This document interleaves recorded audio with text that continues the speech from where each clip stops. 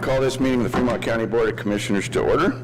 If you'll please rise and join us for an invocation from Craig Cavalier from the Federal Bureau of Prisons. He's the chaplain, followed by the pledge. Good morning. Offering hope to those in exile, the prophet Jeremiah exhorted them, "But seek the welfare of the city where I have sent you into exile, and pray to the Lord on its behalf, for in its welfare you will find your welfare." Let us pray. Our gracious God, as we gather together today, we pray for your guidance in the important matters at hand. We ask that you clearly reveal how to conduct their work with a spirit of joy and enthusiasm. We pray for our esteemed leaders' wisdom, and as those in positions of authority, grant them the strength to protect the general public. May they lead and conduct their business with humility, compassion, and competence, and help them to seek the common good of our community. By your grace, grant them discerning minds and willing hearts to serve in their respective vocational capacities in your strength. I ask this through Christ our Lord. Amen. Amen. I pledge allegiance to the flag of the United States of America and to the republic for which it stands, one nation under God, indivisible, with liberty and justice for all. Thank you, Craig. Roll call, please. Commissioner McFall. Present. Commissioner Bell. Present. Commissioner Grantham. Here. County Attorney Bellis. Present. County Administrator Croce. Present. Planning and Zoning Director Victoria. Present. Thank you. Move on to approval of the agenda. I know of no changes. Mr. Chair, I also know of no changes to make to today's agenda, so I move to approve today's agenda as presented. Second. Been moved and seconded to approve the agenda. Any further discussion? Roll call, please. Commissioner Bell, Aye. Commissioner Grantham, Aye. Commissioner McFall, Aye. motion carries. Thank you. We move on to the consent agenda. Notice here we have a resolution. It will be number 23, series of 2024, and that is for the final development plan and SRU permit from the Department of Planning and Zoning for a zone change 23-003 for T and K processing. And we are not scheduling any public hearings today. Mr. Chair, and just a further note on that, that is something that we had already discussed and had our public hearing on at a prior meeting. Correct. With that, I would move that we approve the consent agenda. Second. Has been moved and seconded to approve the consent agenda. Any further discussion? Roll call, please. Commissioner Grantham, Aye. Commissioner Bell, Aye. Commissioner McFall, Aye. motion carries. We move on to staff and elected official reports. We're going to start with County Administrator Tony Croce. Good morning, sir. Good morning. Good morning. Thank you, Mr. Chair. Good morning, everyone. So this morning we'll start off with the following job opportunities that are posted in Fremont County. In our facilities department, we have a maintenance worker, a temporary maintenance worker. It's a 6-month position. It closes June 13th. In the Sheriff's Office, we have an ongoing posting for a detention deputy. Department of Human Services, we have a posting for a caseworker, 1, 2, and 3. It's an intake caseworker. It closes June 27th. We have a resource family specialist position that closes July 11th. And we have a child welfare case aide. It's a life skills position that closes June 17th. Pathfinder Park, we have an event center coordinator that closes on June 17th. Building department, we have a building inspector position that closes June 20th. And in our weed control department, we have a weed management specialist that closes June 11th. For more information about employment opportunities within Fremont County government, please go to our county website at fremontcountyco.gov, or you can call our HR department at 719-276-7409. Just a quick update on our Grandview Bridge project. Demolition of the bridge is complete and we are ahead of schedule. They will begin driving the pier and abutment piling this week, and it should continue for approximately 3 weeks. This is a very noisy process, so there will be lots of noise in that neighborhood. And so because of that, they have limited the hours for the pile driving between 7 a.m. and 6 p.m. Monday through Friday. Currently, overall work is on or ahead of schedule, which is good news. So, just a reminder that the Fremont County Board of County Commissioners is still accepting sealed proposals to provide a comprehensive security service for Fremont County Administration Building, our Garden Park Building, and the Department of Human Services Building.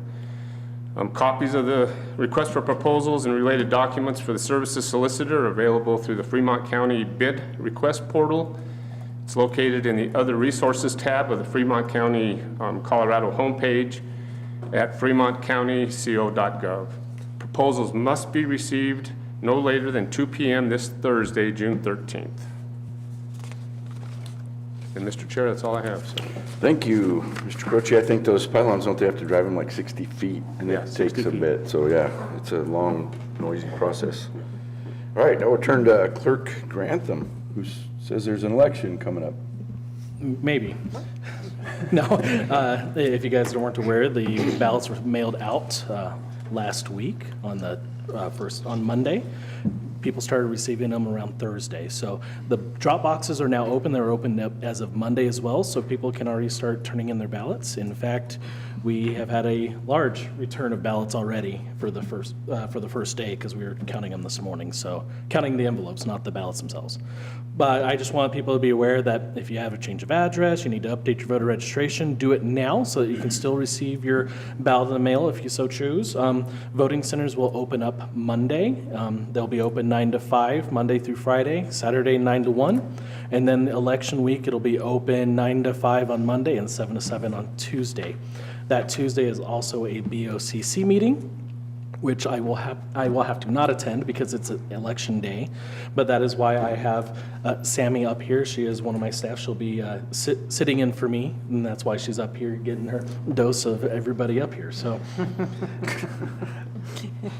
That's an interesting way to word that. absolutely, you know, it's a good dose, bad dose, whatever it is, but you know what, it's gets the jitters out because it is kind of nerve-wracking up here for the first time. So I always like to train ahead of advance when I'm not going to be here. So other than that, I do want you guys to know there is no report from the clerk's office this time around. Last week, the Department of Revenue decided to do an update which broke the reporting system inside of the motor vehicle portion of Drives, which is the software we use to do motor vehicle transactions.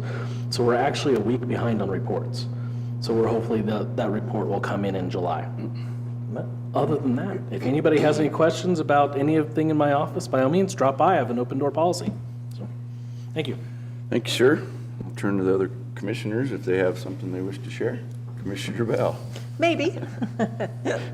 Good morning, everybody. I just wanted to mention the last meeting that we had was a while back because we had to change that meeting date since we had a Colorado Counties Incorporated summer conference to attend. So I thought I'd just report out on that conference a little bit.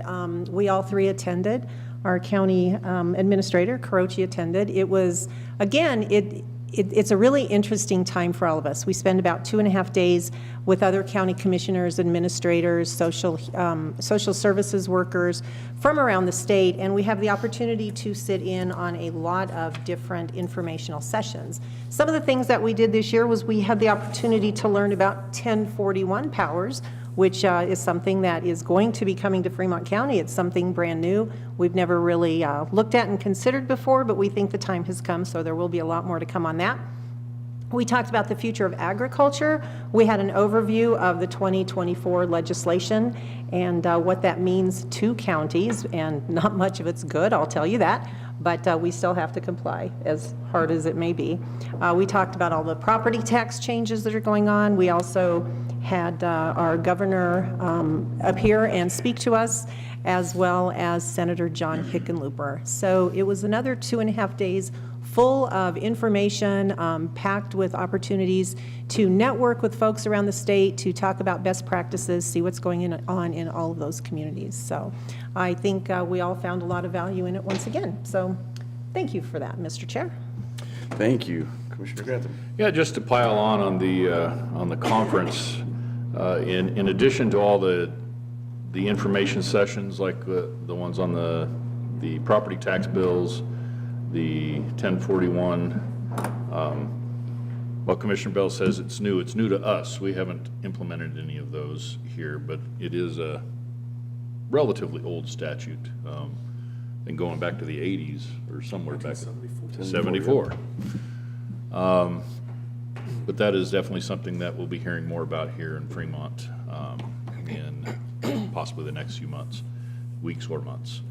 But one of the other things that we are able to do at the conferences, especially the one that takes place in the spring, is basically commiserate and do a little detox on the legislative session that has just occurred. And the battles fought, the battles won, and the battles lost. There are still many things that we'll probably need to evaluate as far as some of the things that we have lost ground on when it comes to local government versus state government. There were some minor pieces of good news from this last legislative session, but they are far outweighed by the bad news when it comes to local control issues. And so we will continue to analyze those things and come back to you folks and the public and our constituents here in Fremont County to detail where we stand now as far as the state goes when it comes to especially land use issues. That was a big topic over the last 2 sessions, and while we got a big win last year, we got a whole bunch of little losses this year. And so it wasn't great news coming out of the legislature, but I have a feeling not too many folks in this room are that surprised at that revelation. So, in any case, we'll come back with some more details on some of these individual bills and some of the things that happened over the course of the summer. So, thank you, Mr. Chair. Thank you. I think those, we should say they affect the county, but they affect all of us in the county. So it's a pretty broad deal. Just real quick, we've had some wild weather the last few days. A lot of hail and rain and wind's supposed to blow today, but we are still in fire danger. We've had a few fires started around, some of them by lightning, some of them by people. So I just urge everyone, when you're out and about enjoying the beautiful green mountains and trees, be safe with your fires. Do them the right way. Make sure they're out when you leave. Don't drag your chains on your trailers. The trees are very volatile. They're nice and green, but they're really dry, especially down here in the lower elevations. So just be real safe out there. I want to mention that the Fremont County Fair 100th year is coming up, and we're 45 days away from the fair. The Fair Board's been planning it for over a year because it's the 100th year, trying to make it the best ever. The 100th year won't ever happen for us again, so we're trying to make it as good as we can. They're working really hard on it, trying to have themed days, trying to get as many people involved as they can. The fair books are out. They came out in the shopper a week or so ago. I encourage everyone to partake in that. There's an open entries. If the hail didn't beat up your tomatoes yesterday and you end up with some tomatoes, enter those in the fair, or squash or whatever, flowers. There's opportunities for just the general public. You don't have to be in 4-H or FFA to be involved in the fair, but we encourage everyone to come out. That is July 26th through August 3rd at Pathfinder Park. And they're gearing up and ready to go. And if anybody would like to help with that, also reach out to us or anybody on the fair board or the extension office, and we can get you set up to volunteer. Right, anyone else up here? Okay, we'll move on. We have an opportunity here for citizens who wish to address the commissioners for matters not on the agenda. Is there anyone who would like to speak at this point? Nope. Okay. Moving on to old business. Rarely do we have old business. We have one today. Was it at our last meeting, or it was 2 meetings ago? May 14th. May 14th. We had a new liquor license come before us, and there was a problem with the advertising, and I'll just actually turn it over to the attorney, Eric Bellis, to explain it a little better. This is a good opportunity really to demonstrate that we have a really competent staff here at Fremont County, and we also have a board which is very dedicated and takes its responsibilities very seriously to review all of the matters that come before it. In this application, we had a very well-written application. Ms. Rebecca Wallace from Rise and Grind, the coffee bar, did a remarkably good job of getting her application together, getting all the things there, and I think talking to probably every neighbor in the neighborhood about her application for a liquor license and got them all to sign a petition supporting it. But there were some problems with that application, namely that the address was inconsistent in the application and on the notices. In spite of the address being incorrect on the application, our very capable clerk, Sammy Ryan, prepared the notice to be posted on the property and got the address correct. So that address was correct, and it differed from the address that was published in the newspaper. The incorrect address that appeared in the application was carried forward in the newspaper publication, and our commissioners, in reviewing it, caught that. That basically, although everything in the application was in order, notice was properly posted on the property, and the notice that was posted on the property had in fact the correct property address. The notice in the newspaper did not. It had the transposed address. So therefore, we did request that Ms. Wallace publish notice again for this meeting date to give any citizens who wish to speak and address and make comment on this application the opportunity to do so.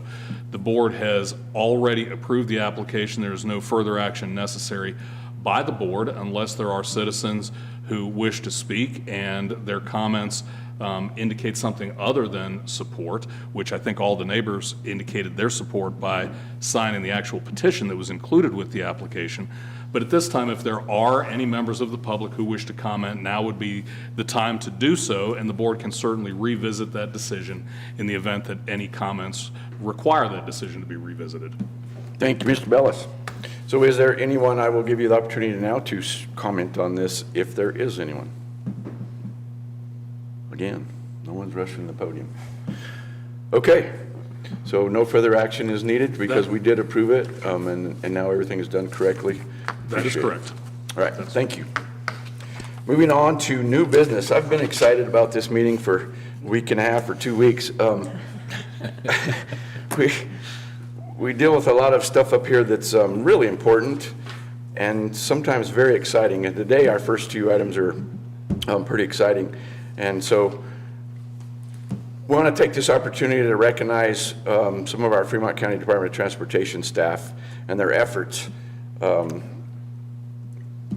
You guys want to come on up? You don't want to, but will you come on up? Jerry Boozer and Ron Blanchard. So, what was it, a couple of weeks ago, you're up on Oak Creek grade grading the road. And Ron, I think you were right there. We've got some pictures up on the screen. Hopefully they can see it online too. That came off of Facebook. Ron, tell us what happened there, if you would, please. And turn on the microphone Yeah, first. turn that microphone on right in front there. Yes, thank you. Well, another co-worker further down the road that was working on the same road, but working north, saw the smoke plume coming up.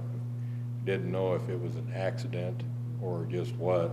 I was working right at the bottom of the hill, so I told him I would run up there around the corner and look. We thought it was at an area we called the Little Pine, which is mile marker 7, and that's right where it was. I come around the corner, I see that fire flaming out of that, and it's rolling backwards. The driver is out, the vehicle is rolling backwards, and notice the fire was in the front, not in the back. So I was pulling up there with the grader, so I got relatively close to it, set the brakes, let it collide into me. When I did, I put the machine in reverse in case I had to back away extremely quick. And everything got settled down. I put it in park, put a rock behind the tire, and then backed away to a safe distance. Then got on the radio and radioed for this gentleman. It all turned out to be perfect timing. The trucks were loaded. We were heading that direction. Ron calls, and we just put it in high gear, burning coal, man. pushing it up the hill, 20 miles an hour. I got her smoking. All in tail. Man, she's pushing. We got up to the top, and Ron did a nice job getting me going, coming right away as soon as he saw it. And a lot of radio chatter came up there, just backed up to it and used the rear sprayer of the water truck and just doused it. And it puts out a tremendous amount of water, so it really worked well. I think that's amazing. We got this post, I think via text or something like that, and it's just, like you say, good timing. That could have turned out really bad if that vehicle would have rolled off in them trees right there. We'd have had a possible potential big fire. So I appreciate what you guys did, and I know the other commissioners do as well. Did you guys speak? One of the things I think that interests me is that it took you 0 time to realize there's a problem and we're going to help. That's what you guys do. You're always there. I would also like to call attention to the fact that, yes, you were working on Oak Creek Grade, which happens to be one of the roads that we get the most complaints about always. And so I just feel the need to underscore that and to say, yes, we did have crews out there. Happily, we had crews out there on that particular day because, as Commissioner McFall noted, if that would have rolled off, and indeed it was rolling backwards. And I think we all know that road is full of twists and turns, and it could have been terrible. A wildfire starting up there with all of the vegetation, all the growth that's up there at this time of year, it could have been devastating for entire communities. And so just truly from the bottom of my heart, I want to say thank you. Thank you not only for doing your job every day, but thank you for going over and above, because that's what we've come to expect from all of you. Thank you. Thanks. Well, that'll teach me for not jumping in front of Commissioner Bell, because I wanted to point out that, yes, our guys do work on Oak Creek Grade, and you guys do a fantastic job, so thank you guys. And in this case, just thank you guys for being on top of it and reacting and doing what needed to be done. So thank you guys. Appreciate it. So not only for the few in the audience, but we do have millions watching around the world, so that's why we wanted to honor you guys and appreciate you. Thank you very much, and thanks for taking a minute out today and being here with us. Appreciate it. Thank you. Thanks, guys.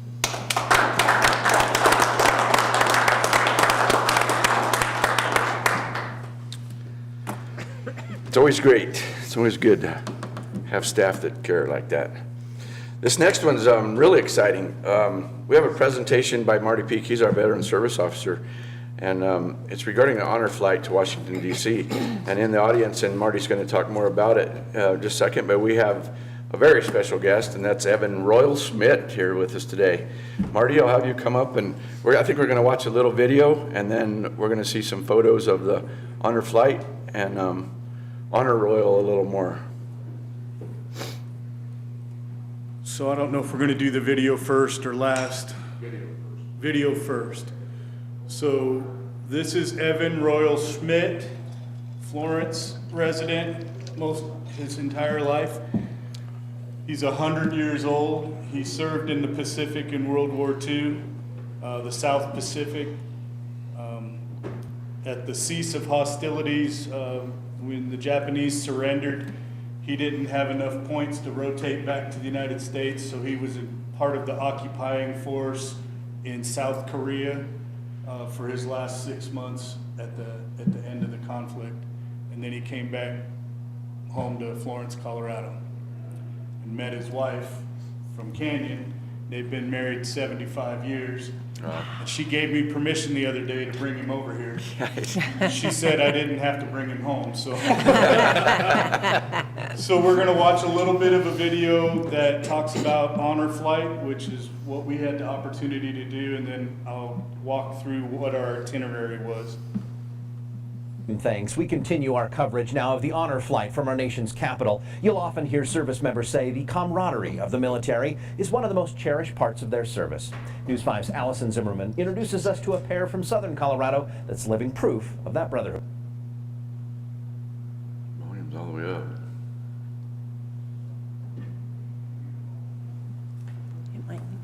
Turn on your mic. Maybe that'll pick it up.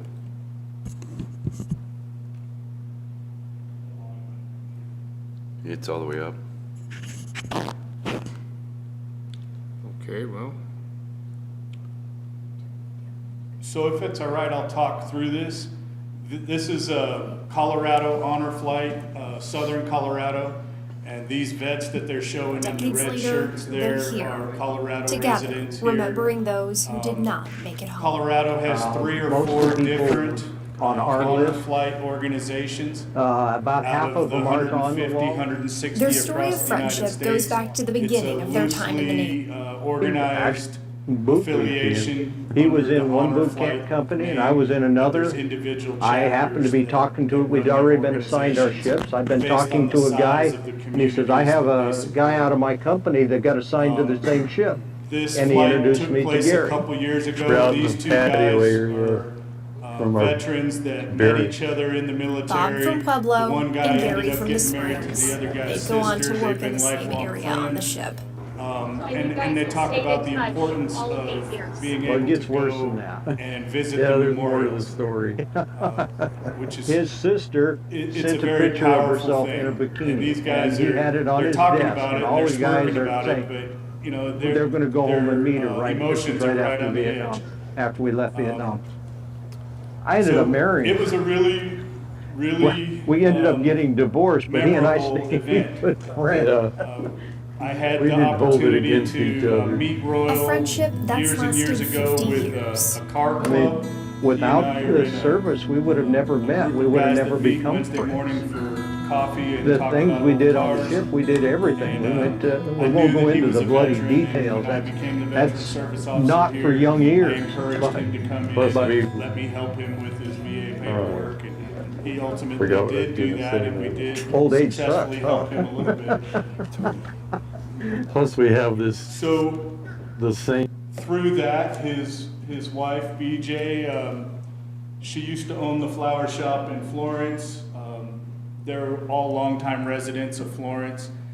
She contacted me and asked if I would get Royal signed up for the honor flight. And I told her I absolutely would get Royal signed up for the honor flight. And so I logged on and did the administrative chores of getting him processed. And basically, the honor flight will take veterans back to DC to their memorials at no charge to the veteran. And it was a very smooth ran, logistically organized, amazing, action-packed couple of days that we spent in DC. After the slideshow, I'll let Royal tell you a little bit about how he felt about it and maybe specifically the homecoming that we got when we got back.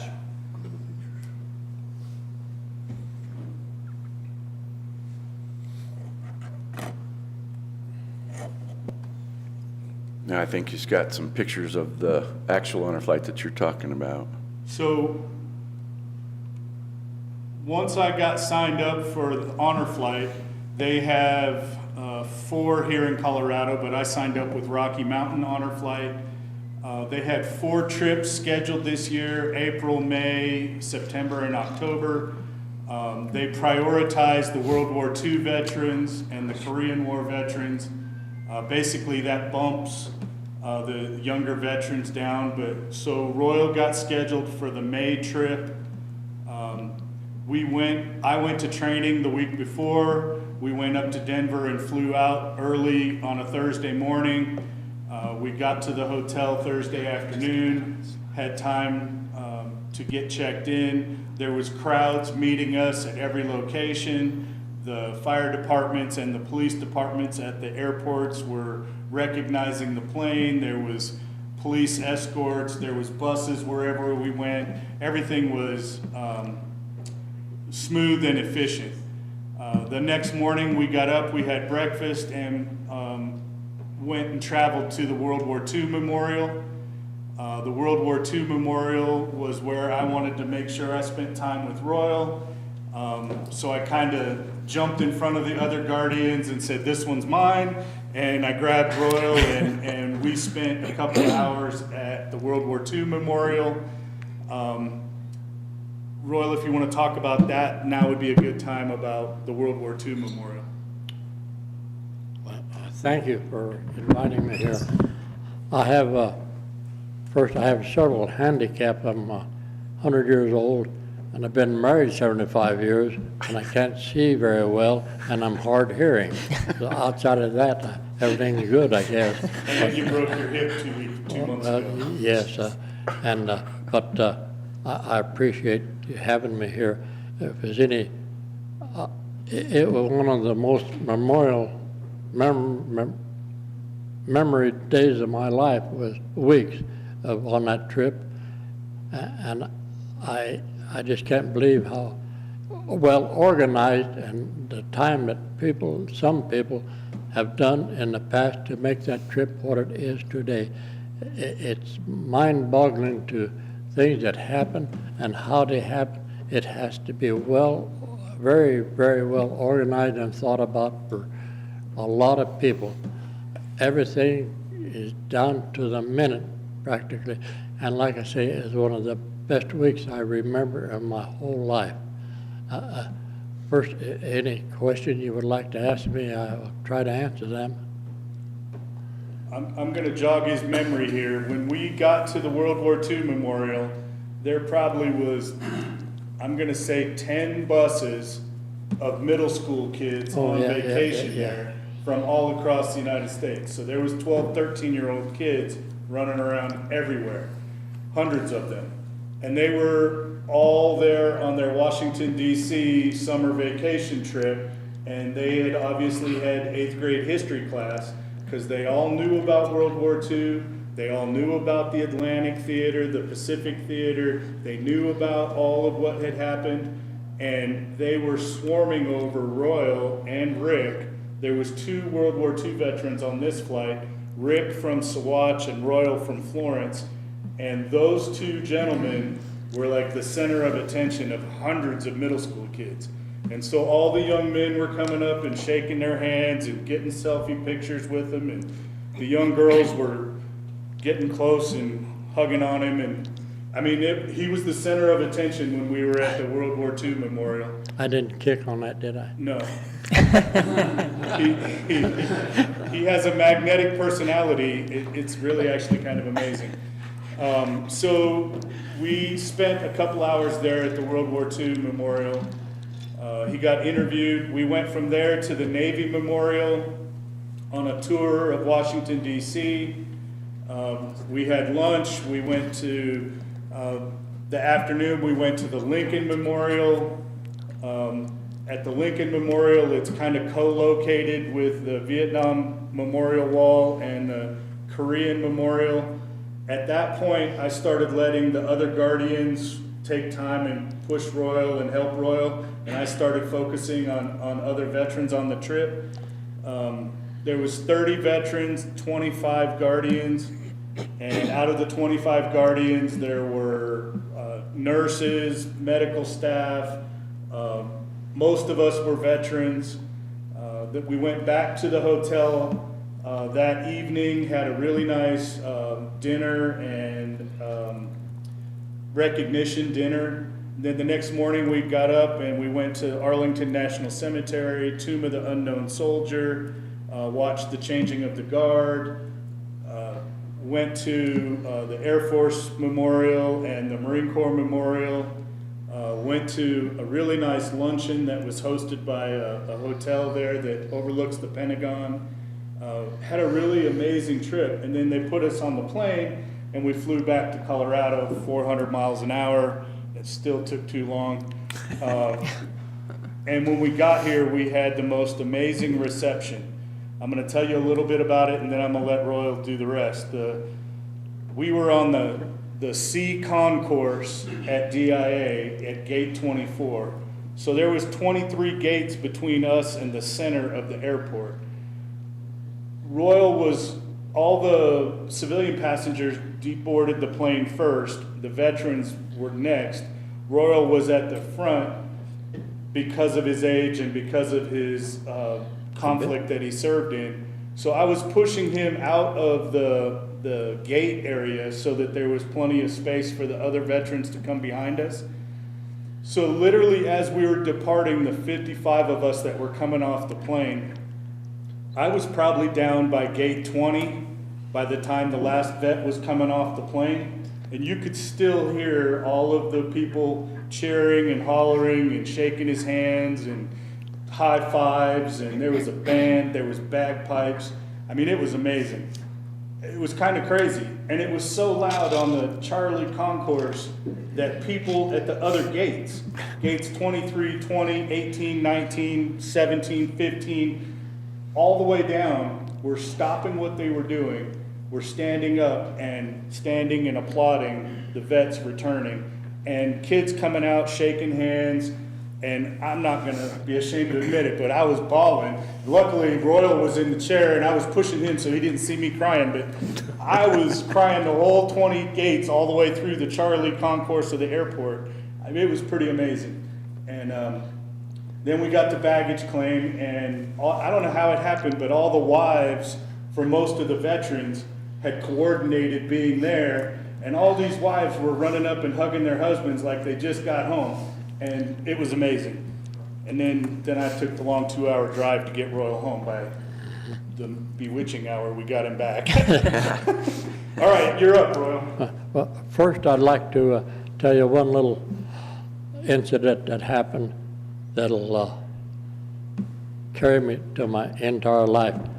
Down in one of the trips, a busload of colored people, kids, and a whole busload of got off of the bus, and they came over, 2 of them, and their little girl came over towards me, and the guy said, "Would you take a picture of our little girl hugging you or shaking hands?" I said, "I'd be welcome, I'd be honored." And the little 4-year-old girl, she took her hand out, and I shook her hand, and I kissed her on the back of her hand, and that her father said, "Oh my God, I got to get a picture of that." And that, the way he said that, and he told the little girl, his daughter, he said, "Someday when you get as old as I, you will have the only picture of a World War II veteran in the United States of America or the world." And it broke my heart. And it brought tears to my eyes, but there were several occasions the same. I enjoyed that trip. It was one of the most enjoyable weeks I've had in my whole entire life, really. And it was so well organized. A lot of people put a lot of time and a lot of years in organizing a trip like that. One thing I don't understand is really, every place we went, people were hugging you and making out and patting you. But I don't see so much at home as I did on a trip like that. I don't know why. But do you have any questions for me? I would be glad to try and answer them. No, Royal, we really appreciate you being here. I don't know that I have any questions, but I do want to thank you for your service, first of all. And it is amazing seeing those memorials in D.C. I think we've all seen them, and it does bring a tear to your eye thinking about what you guys went through there. And I'm glad that you got to go on this flight. We've all went to those banquets where they're raising money to be able to send veterans on these flights. And it's just an amazing thing to be a part of that as well. So I'm glad to be a little bit a part of helping to get you there. And I'm so glad that you enjoyed it, and I'm glad that you're here with us today. Well, it was one of the best things that ever happened to me. I really enjoyed it. Like I say, I have a lot of handicap. I can't hear. I'm legally blind, 100 years old, and married 75 years, so I've got a lot of handicaps. So anyhow, I appreciate you having me here, and I thank you very much. So Any more questions? I do have a question for you, sir. First, I would echo our chairman in saying thank you so much for your service, because our country is what it is only because of people like you, and we can never thank our veterans enough. So my question for you is, did you finally understand what a rock star we all think you are? I really don't understand what you're saying. I hope you truly felt the love that the rest of us feel for you in your time in Washington. I'm sorry, I can't understand what you said. She said that everyone thinks that you're a rock star. You're famous. Oh, gee. Would you go home with me and tell my wife that? Please? No. We'll send her a note. He said a bunch of stuff about all of his disadvantages, but don't let that fool you. He has tons of abilities. He would stop me and say, I'm walking from here on out, don't do this. And he just broke his hip 6-8 weeks ago, and he's up and moving around. So he has abilities that far exceed his disabilities, all right? And yes, we'll tell your wife that we think you're a rock star. Yeah, okay, appreciate that. But after 75, I met my wife in Canyon City at a yard sale. And I tell everybody that's where I picked her up, you know. And in a way, it's the truth. But I came home from the service. I was 23 years old, and I seen a crowd of, I asked my brother, I always want to bum around. I haven't been home. I had malaria. I was home for over 2 weeks sick, and I just wanted to bum around and see what the country looked like. I came to Canyon City and bumming around town, just taking my time, and there's a crowd of people down the street, the cars, and the guy walking on. I said, what's going on down there? He said, that's a yard sale. And I said, well, what's that? Oh, he said that people get a bunch of junk or whatever at the yard, bring in and offer them money for it. And I went over and see what was going on. I seen this little girl on the other end. She was looking at me, and I was looking at her about the same time. And so as time went on, the guy said, how about that lawnmower? It's practically brand new. I said, I don't have a lawn. He said, yeah, but I'll sell it to you for $5, but you just got out of the service, you could probably make $20. I said, load it up. I loaded it on my pickup. And I said, I got to have a piece of rope or something to tie that down with. And this little girl I was looking at, she jumped right in. I said, I'll hold it. And I said, I live in Florence. Well, she said, so what? And she's been there ever since. 75 years. I finally got rid of the lawnmower, though, but that's my story. And I appreciate you having me here. Thank you. Thank you. Royal, thank you for being here. We appreciate you, and I know we have a special love and admiration for World War II veterans. My grandfather also served in the Pacific Theater, and so really appreciate all that you've done, and appreciate your sense of humor, too. Thank you for being here. I appreciate you having me. I really do. Thank you. Thank you. Let's run up there and take a picture with him. Let's get a picture with him. Royal, they're gonna come take a picture with you. You're gonna be famous. It's probably gonna be famous somewhere, and your wife's gonna find out. I don't know, if you turn around, I think we might be able to. Grab hold of him. All right. I got you, my friend. Do you want to just turn around? Okay, let's just turn around right here. We're not going to make you walk anymore. We'll just turn, but I get to stand next to you, so maybe we're going to make your wife jealous. Hey, smile, Royal, like you're having a good time.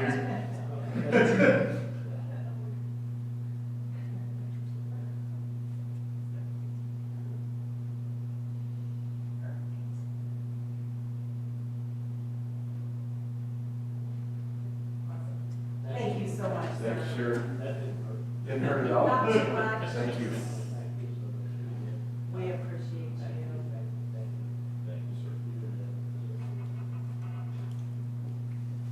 All right, well, you want to come back and sit down over here?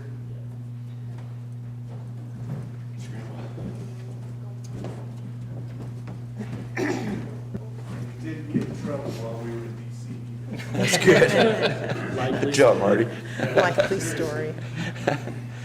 All right. Again, thank you for your service and thank you for being here.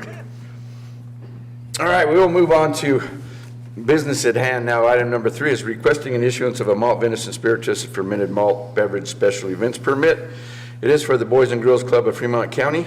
307 County Road, Colorado, State Highway 9 in Canyon City. And this event will be on June 28th from 7 to 11. And we have Eric Thompson here from the Boys and Girls Club this morning. While Eric is coming up, if I may, Mr. Chair. Yes. I think we would be remiss if we did not thank our Veteran Service Officer, Marty Peak, for his part in ensuring that Royal got to the honor flight and had the opportunity to be an escort for that. So I just want to say thank you, because Marty, every day you go over and above what your job really is.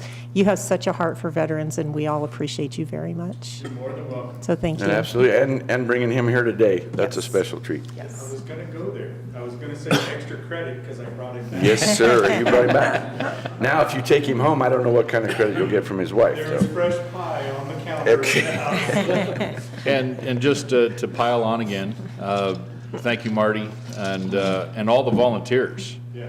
Because there is an army of volunteers that go on these trips to help get the veterans from one place to the next, on the planes and back home, like Marty did. And there's always some of these fundraisers going on to make this happen. Money does not just fall out of the sky to make these things go round. And so look forward to everybody's participation in helping our veterans make that trip. All right, good morning, Eric. Good morning. Sorry about that. Sorry about that. Exciting stuff. It is exciting stuff. Yeah. It's great stuff. All right, tell us a little bit about your event, please, sir. Well, every year we have a fundraiser that we request a license for. This year it's going to be up at Marshawn Ranch. Tiffany Foster's kind of taken over the reins for me this year on planning this event. And we decided on our urban cowboy theme. I think most of you remember when that craze swept the country. So there's going to be a name act, I'm hearing, out of Denver on the music department. There's going to be casino and dancing, music, casino, and believe it or not, a mechanical bull. So what could go wrong? Urban cowboy all over again, huh? Yep, Just yep. like the movie John Travolta. And you were gonna get the mechanical bull thing going on. Yeah, that's easy. Yeah, that's what it. Yeah, He'll be your first rider. It's easy. that's what we're hoping for. All right, anybody have any questions for Eric at this point? No, not at this time. Can I get a staff report, please? Hello. So everything was filled out on the application. It was full and complete. The checks were submitted. The 45-day requirement was met. The sheriff and public health recommends approval. It was a group effort to get this finished, so I do appreciate everybody working together to get this application completed. And yeah, that's it. Okay, any questions? I have a question now. Yes, ma'am. Eric, I would like for you to talk for just a moment about security, about how no one underage will be drinking. How will you ensure that? Have your servers been certified? Yes, the company she's using to serve the alcohol are all tips, qualified or certified, and they have experience in doing these kind of events. The plan on the underage visitors, participants, are for them to have wristbands on. So that will be, when we've done that in years past, and it worked very well. Okay, thank you. Okay, any further questions? Entertain a motion. You bet, Mr. Chair. I again would just like to mention, we do have the full application in front of us. I know we haven't talked a lot about this. We also do have recommendation for approval from those within the county, including the sheriff's office, who we look to for recommendations on these. So, Mr. Chair, with that, I move to approve the issuance of a malt, Venice, and spirituous and fermented malt beverage special events permit for the Boys and Girls Club of Fremont County to take care of an event happening at 4807 Colorado Highway 9 in Canyon City on June 28th from 7 p.m. to 11 p.m. Second. All right, it has been moved and seconded to approve this special events permit, which will take place at Marshawn Event Center, June 28th from 7 to 11. Any further discussion? Tell you, this is another great event place that we have in the county. And these events that you guys put on, they've been fun the last few years. And I'm expecting this one will be just as fun. As you said, there's the casino there, so you pay for your chips and then you can gamble till you're out of chips, I guess, and then go buy some more. It is a fundraiser. That's the plan, yes. And it's bound to be a good time. So I'm going to throw out a challenge to the two commissioners sitting beside me and see who can ride that mechanical bull. I am not riding in a mechanical bull, so we'll take care of that right now. We'll see how that works out. My back. Yeah, that's what I thought. Exactly. So maybe we can just get some better donations from them then. Yeah, All there right. you go, there you go. Roll call, please. Commissioner Bell? Aye. Commissioner Grantham? Aye. Commissioner McFall? Aye. Motion carries. Thank you, Eric. Okay, thank you much. Thank you. Good luck with your event. All right, item number 4 is a Twin Enviro name change for the permit. We have Dan Victoria here going to explain this to us this morning. Hello, everyone. Morning. So we've received a request from Twin Enviro to do a name change. Basically, they're switching from a corporation to an LLC, which changes the name but not ownership. That's as simple as this one is. Okay, so really nothing's changing except for the end of the title. Yes, sir. Okay, what do we need to do on this, Mr. Attorney? Essentially, the way this works is that there's not really any action necessary by the board. We could have put this in the consent agenda, we just put it here, basically so that folks would understand that this is happening instead of as an informational item rather than an item that requires action. So there's no action required from the board on this one. Does not require a change to the certificate of designation. Okay, All right. that way if anybody questions the name change, it's a legal thing and we're aware of it and it's a done deal. It's on record. Administrative change, yeah. Correct. Okay. Okay, there's nothing within the application changes except that. Okay, thank you. Moving on, item number 5, resolution number 24, series of 2024, is permitting the lawful possession of a firearm in Fremont County government buildings. I'm going to turn to Commissioner Grantham. Thank you, Mr. Chair. And this resolution is the product of some legislation that has happened this year. And to put it bluntly, some anti-Second Amendment kind of legislation that has been pervasive over the last 5 or 6 years in our state legislature. What this bill did, and I'm trying to remember the Senate Bill 131, basically prohibited the carrying of firearms in what they deemed as sensitive spaces. And one of those spaces was this space, the county building, and many other government buildings. But it gave an opt-out for the governments to be able to, I don't know, how do I put it, essentially ignore that law. And what we are doing here today is essentially keeping the status quo of who was able to carry prior to this bill is going to be able to carry in our public spaces regardless of this bill after July 1st. It takes effect on July 1st and the status quo before July 1st will be the status quo after July 1st of this year with this resolution. So with that, Mr. Chair, if it's okay, and maybe after I read this resolution, any corrections to what I was just mumbling through can be made. But I will read this resolution, and it will probably explain it better than I could anyway. Resolution, and this will be number 24. Resolution number 24, series of 24, resolution permitting the lawful possession of firearms in Fremont County government buildings. Whereas pursuant to CRS 3011-1012, the Fremont County Board of County Commissioners has the duty and authority to provide for public health, safety, and welfare. And whereas pursuant to CRS 3011-1011C, the board is empowered to make such orders respecting county-owned real property and personal property as may be deemed by the Board of County Commissioners to be in the best interests of the county and its inhabitants. And whereas on May 7, 2024, the Colorado General Assembly passed Senate Bill 24-131 with an effective date of July 1, 2024, which prohibits the carrying of firearms in sensitive places. And whereas Senate Bill 24-131 creates CRS 1812-105.3, which prohibits the carrying of firearms in government buildings. And whereas CRS 1812-105.3 4B permits the county to enact an ordinance, regulation, or other law to permit the lawful carrying of firearms in county buildings other than the courthouse and certain locations related to elections. And whereas the Second Amendment to the United States Constitution adopted in 1791 as part of the Bill of Rights protects the inalienable, and individual right of the people to keep and bear arms.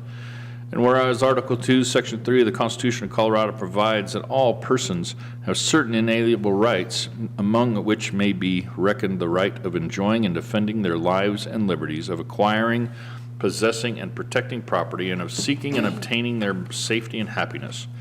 And whereas Article 2, Section 13 of the Constitution of Colorado provides that the right of no person to keep and bear arms in defense of his home, person, and property, or in aid of the civil power when thereto legally summoned, shall be called in question.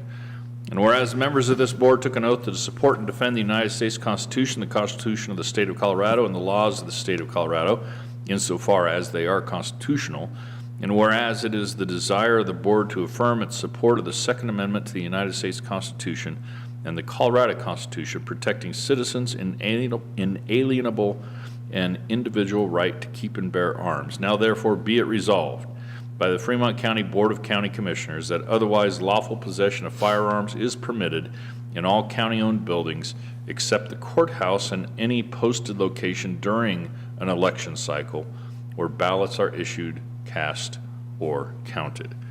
And that is our resolution. That is essentially what is in effect currently, including those exclusions, and that is what will remain in effect after the effective date of this legislation on July 1st of this year. So that's it, Mr. Chair. Appreciate that, Commissioner Grantham. I think when you talked about, they called them sensitive spaces. To me, that makes them soft targets. Right. They want to do it in several, it applies to several other places too that we don't have this jurisdiction to change. But I think the Second Amendment rights infringements that we're enduring from our legislature is just not constitutional. I think a lot of these are going to end up in court as well anyway. But I think us doing our part that we can, and this is one that we can, and I appreciate everybody's help working on this. We actually worked with the clerk because there is a law out during election season that you can't carry a firearm with so many feet within an election. And they've never been able to carry them into the courthouse, which does not need to change. There's reasons for that. Makes sense. We hope that people just remain, civil and do like you're supposed to do when you're a honest, hardworking, gun-carrying American. And that's a good reminder, Mr. Chair, because most of these pieces of legislation that go after the Second Amendment are done under the guise, I think, of public safety.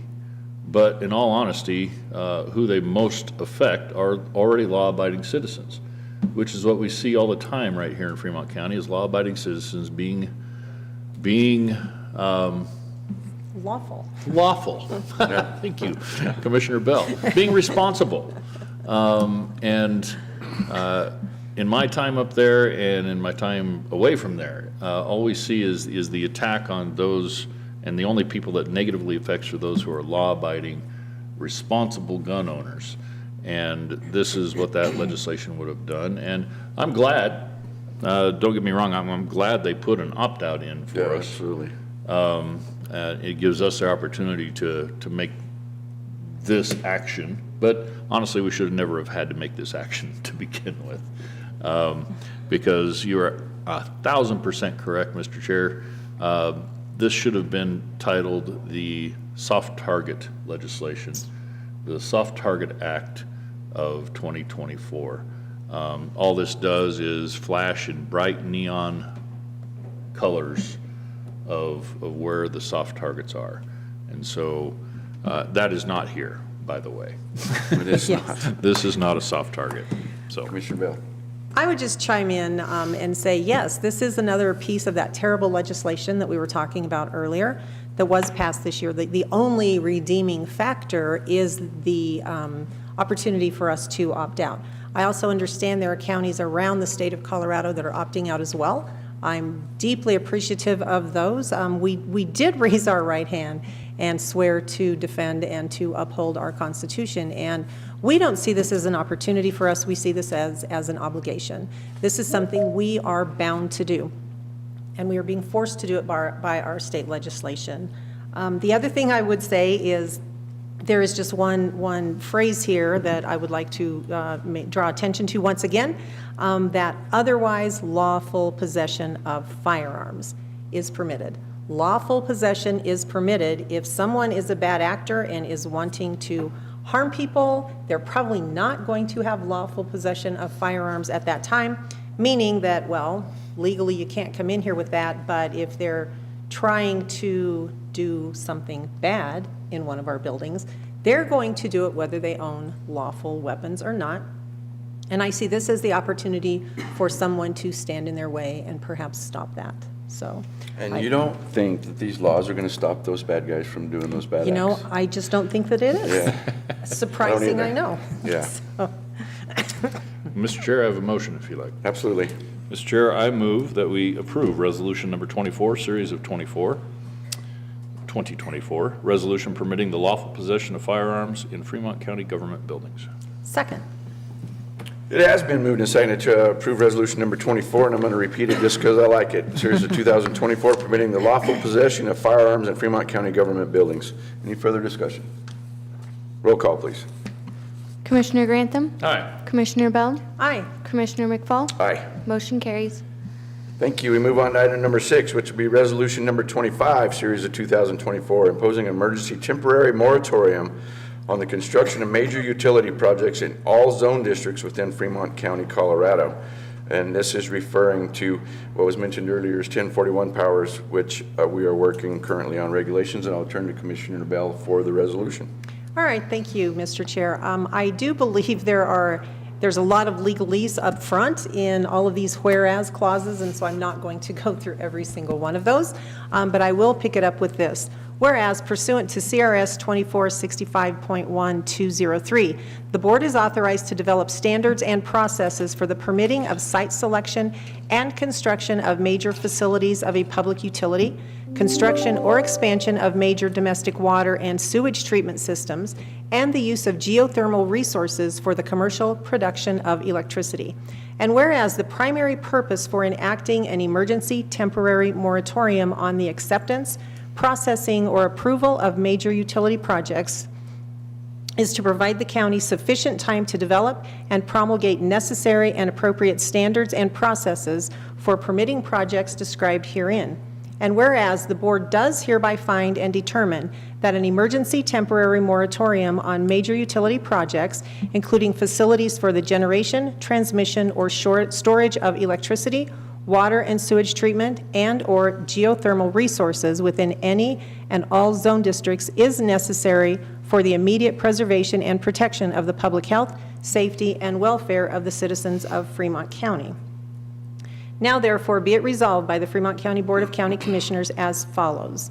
Effective immediately upon the adoption of this resolution, the Fremont County Planning and Zoning Department and all other county departments are prohibited from conducting pre-application conferences, accepting, processing, and/or approving land use development applications, special use permit applications, and/or development permits, building permit applications and/or permits, and/or any applications for major utility projects, including facilities for the generation, transmission, or storage of electricity, water and sewage treatment, and/or geothermal resources in any and all zone districts of Fremont County.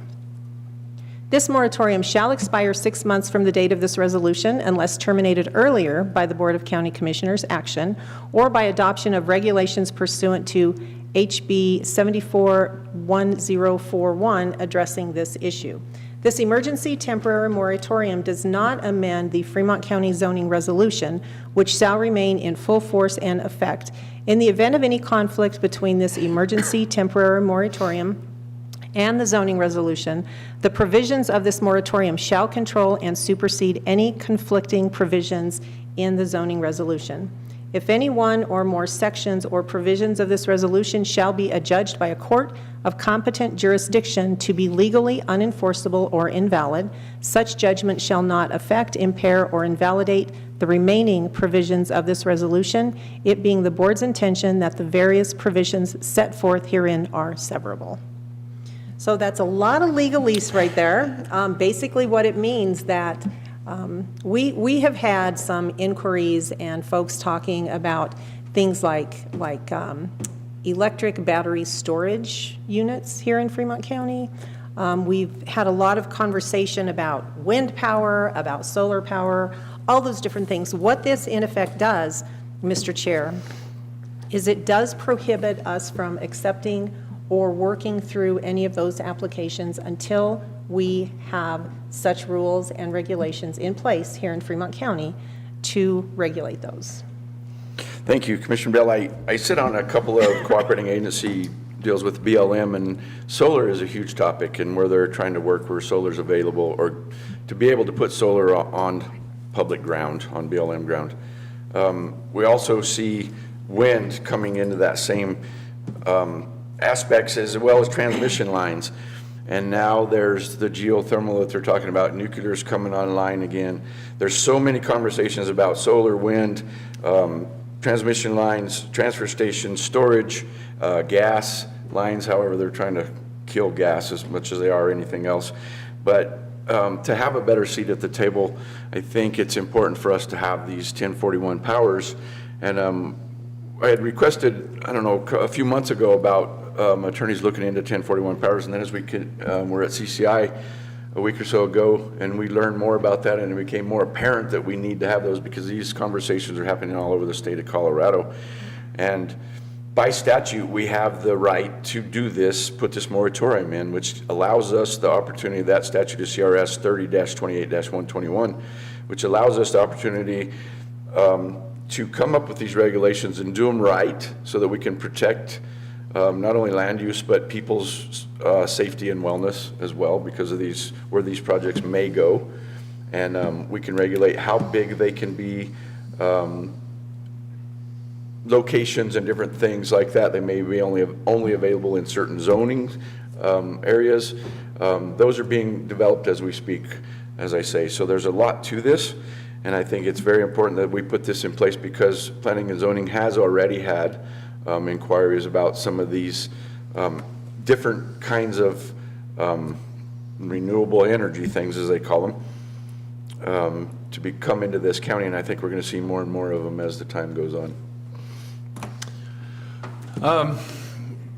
You know, as the world turns, things change and new technologies come online, and various things are brought to our attention that require us to be able to move and adapt within our zoning regulations. And another reason why we're doing a zoning rewrite, and our zoning guru down here is coming near to the end of that process. But even then, we find that there's stuff that we need to address, and we need a bigger, larger look at some of these siting issues and regulatory issues when it comes to the things mentioned here in this resolution, and a necessary step for us to take in order to step back and have time to look at the 1041 and how we implement that and what that looks like. And so definitely in support of this. I do have one final note that I would like to make. We have spent much of this meeting today bemoaning the state legislation that has come to pass over the last couple of years. I would say I celebrate those who went before us in 1974 and had the foresight to put this into state statute to allow counties the opportunity to take control of the site and location for these particular types of things. And in reality, they're even more prevalent now than they ever would have been in 1974.